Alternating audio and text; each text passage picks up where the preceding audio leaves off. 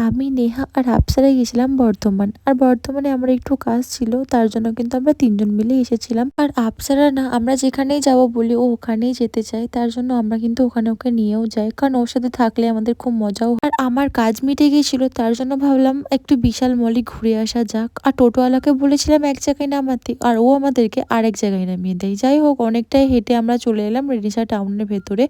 আর এই জায়গাটা দেখো কি পরিমাণ সুন্দর লাগছে। আর আজকে না অনেক গরম করছিল, কেন জানি না, আজ হয়তো একটু গরম ছিল। তারপরে ব্যাগগুলো জমা দিয়ে আমরা চলে গেলাম মলের ভেতরে। আর এখানে কিন্তু আপসারার জন্য একটা প্যান্ট আর একটা জামা কিনলাম আমি। আর সত্যি বলতে জামাটার প্যান্টটা কিন্তু ওকে পরে সত্যি বলছি খুব সুন্দর লাগছিল। বাড়িতে এসে ওকে আমি ট্রাই করেছিলাম জামাটা। তারপরে আমরা ওপরে চলে গিয়েছিলাম কিছু জিনিস কিনতে। আর এখানে দেখছো সানিয়া ব্লগারের সাথেও আমাদের দেখা হয়ে গিয়েছিল। যাই হোক, তারপরে আমরা বাস পেয়ে যাই আর চলে যাব বাড়ি। আর তারপরে দেখবে আপসারা কিন্তু ঘুমিয়েও গেছে। তো আজকের ব্লগটা এখানে এন্ড করছি। টাটা।